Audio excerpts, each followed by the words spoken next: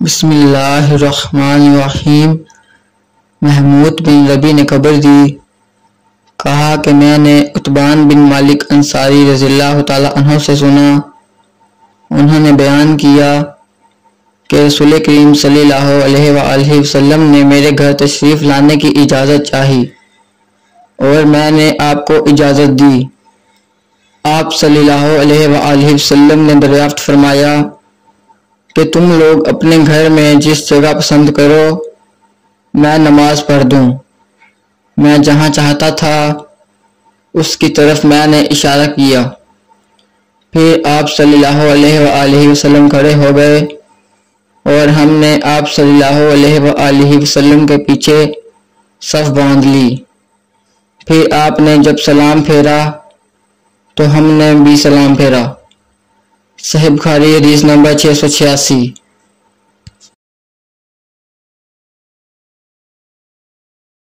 بسم اللہ الرحمن الرحیم۔ ہشام بن عروہ نے اپنے باپ عروہ سے خبر دی، انہوں نے ام المومنین حضرت عائشہ رضی اللہ تعالی عنہ سے آپ نے بتلایا کہ رسول کریم صلی اللہ علیہ وآلہ وسلم نے ایک مرتبہ بیماری کی حالت میں میرے ہی گھر میں نماز پڑھی۔ آپ بیٹھ کر نماز پڑھ رہے تھے اور لوگ آپ کے پیچھے کھڑے ہو کر پڑھ رہے تھے۔ آپ نے ان کو بیٹھنے کا اشارہ کیا اور نماز سے فارغ ہونے کے بعد فرمایا کہ امام اس لیے ہے کہ اس کی پیروی کی جائے، اس لیے جب وہ رکوع میں جائے تو تم بھی رکوع میں جاؤ، اور جب وہ سر اٹھائے تو تم بھی سر اٹھاؤ، اور جب وہ سمیع اللہ لمن حمدہ کہے تو تم ربنا ولک الحمد کہو، اور جب وہ بیٹھ کر نماز پڑھے تو تم بھی بیٹھ کر نماز پڑھو۔ صحیح بخاری حدیث نمبر 688۔ بسم اللہ الرحمن الرحیم۔ عبداللہ بن یزید نے بیان کیا، کہا کہ مجھ سے براء بن عازب رضی اللہ تعالی عنہ نے بیان کیا، وہ جھوٹے نہیں تھے بلکہ نہایت ہی سچے تھے۔ انہوں نے بتلایا کہ جب نبی صلی اللہ علیہ وآلہ وسلم سمیع اللہ لمن حمدہ کہتے تو ہم میں سے کوئی بھی اس وقت تک نہ جھکتا جب تک حضور صلی اللہ علیہ وآلہ وسلم سجدے میں نہ چلے جاتے، پھر ہم لوگ سجدے میں جاتے۔ ہم سے ابو نعیم نے بیان کیا، کہا ہم سے سفیان ثوری نے، انہوں نے ابو اسحاق سے جیسے اوپر گزرا۔ صحیح بخاری حدیث نمبر 690۔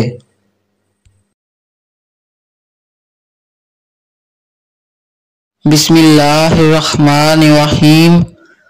حضرت ابو ہریرہ رضی اللہ تعالی عنہ نبی کریم صلی اللہ علیہ وآلہ وسلم سے روایت کیا کرتے تھے، آپ صلی اللہ علیہ وآلہ وسلم نے فرمایا، کیا تم میں وہ شخص جو رکوع یا سجدے میں امام سے پہلے اپنا سر اٹھا لیتا ہے اس بات سے نہیں ڈرتا کہ کہیں اللہ پاک اس کا سر گدھے کے سر کی طرح بنا دے یا اس کی صورت کو گدھے کی سی صورت بنا دے؟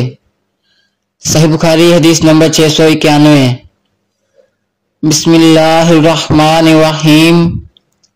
حضرت نافع نے حضرت عبداللہ بن عمر رضی اللہ تعالی عنہ سے خبر دی کہ جب پہلے مہاجرین رسول اللہ صلی اللہ علیہ وآلہ وسلم کی ہجرت سے بھی پہلے قباء کے مقام اسبا میں پہنچے تو ان کی امامت ابو حذیفہ کے غلام سالم رضی اللہ تعالی عنہ کیا کرتے تھے۔ آپ کو قرآن مجید سب سے زیادہ یاد تھا۔ صحیح بخاری حدیث نمبر 692۔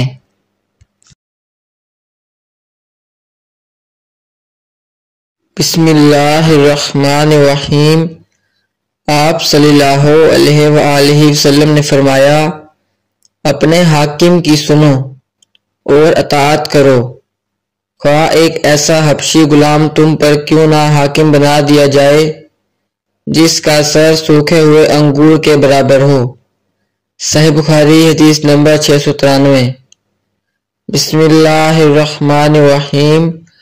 رسول اللہ صلی اللہ علیہ وآلہ وسلم نے فرمایا کہ امام لوگوں کو نماز پڑھاتے ہیں، بس اگر امام نے ٹھیک نماز پڑھائی تو اس کا ثواب تمہیں ملے گا، اور اگر غلطی کی تو بھی تمہاری نماز کا ثواب تم کو ملے گا، اور غلطی کا وبال ان پر رہے گا۔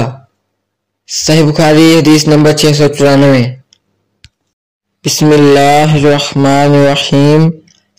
حضرت ابن عباس رضی اللہ تعالیٰ عنہ بیان کرتے ہیں، انہوں نے بتلایا کہ ایک رات میں اپنی خالہ ام المومنین میمونہ رضی اللہ تعالیٰ عنہ کے گھر پر رہ گیا۔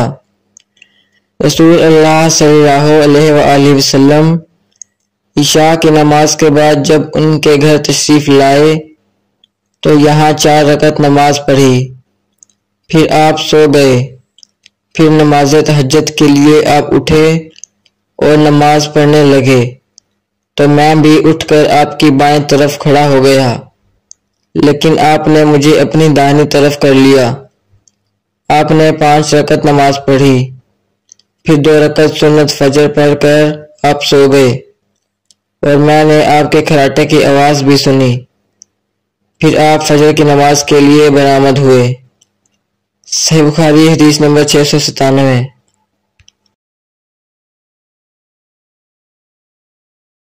بسم اللہ الرحمن الرحیم۔ ابن عباس رضی اللہ تعالیٰ عنہ نے بتلایا کہ میں ایک رات ام المومنین میمونہ کے ہاں سو گیا۔ اس رات نبی کریم صلی اللہ علیہ وآلہ وسلم کی بھی وہیں سونے کی باری تھی۔ آپ نے وضو کیا اور نماز پڑھنے کے لیے کھڑے ہو گئے۔ میں آپ کے بائیں طرف کھڑا ہو گیا، اس لیے آپ نے مجھے پکڑ کر دائیں طرف کر دیا۔ پھر 13 رکعت وتر سمیت نماز پڑھی اور سو گئے، یہاں تک کہ کھراٹے لینے لگے، اور نبی کریم صلی اللہ علیہ وآلہ وسلم جب سوتے تو کھراٹے لیتے تھے۔ پھر مؤذن آیا تو آپ باہر تشریف لے گئے۔ آپ نے اس کے بعد فجر کی نماز پڑھی اور وضو نہیں کیا۔ عمروں نے بیان کیا کہ میں نے یہ حدیث بکیر بن عبداللہ کے سامنے بیان کی تو انہوں نے فرمایا کہ یہ حدیث مجھ سے قریب نے بھی بیان کی تھی۔ صحیح بخاری حدیث نمبر 698۔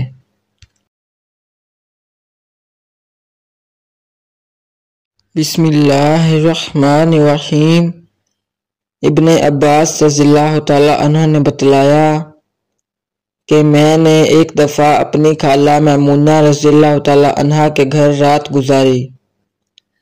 نبی کریم صلی اللہ علیہ وآلہ وسلم رات میں نماز پڑھنے کے لیے کھڑے ہوئے تو میں بھی آپ کے ساتھ نماز میں شریک ہو گیا۔ میں غلطی سے آپ کے بائیں طرف کھڑا ہو گیا تھا، پھر آپ نے میرا سر پکڑ کے دائیں طرف کر دیا تاکہ صحیح طور پر کھڑا ہو جاؤں۔ صحیح بخاری حدیث نمبر 699۔ بسم اللہ الرحمن الرحیم۔ معاذ بن جبل نبی کریم صلی اللہ علیہ وآلہ وسلم کے ساتھ نماز پڑھتے، پھر واپس آ کر اپنی قوم کی امامت کیا کرتے تھے۔ صحیح بخاری حدیث نمبر 700۔ بسم اللہ الرحمن الرحیم۔ ابو مسعود انصاری نے خبر دی کہ ایک شخص نے کہا کہ یا رسول اللہ، قسم اللہ کی میں صبح کی نماز میں فلاں کی وجہ سے دیر میں جاتا ہوں، کیونکہ وہ نماز کو بہت لمبا کر دیتے ہیں۔ میں نے رسول اللہ صلی اللہ علیہ وآلہ وسلم کو نصیحت کے وقت اس دن سے زیادہ کبھی بھی غضبناک نہیں دیکھا۔ آپ نے فرمایا کہ تم میں سے کچھ لوگ یہ چاہتے ہیں کہ عوام کو عبادت سے یا دین سے نفرت دلا دیں۔ خبردار، تم میں لوگوں کو جو شخص بھی نماز پڑھائے تو ہلکی پڑھائے، کیونکہ نمازیوں میں کمزور، بوڑھے اور ضرورت والے سب ہی قسم کے لوگ ہوتے ہیں۔ صحیح بخاری حدیث نمبر 702۔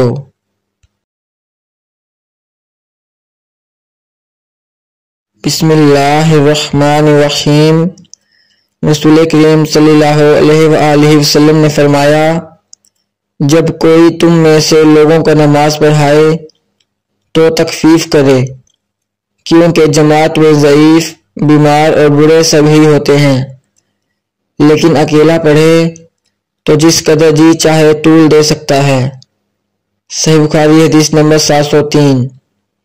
بسم اللہ الرحمن الرحیم۔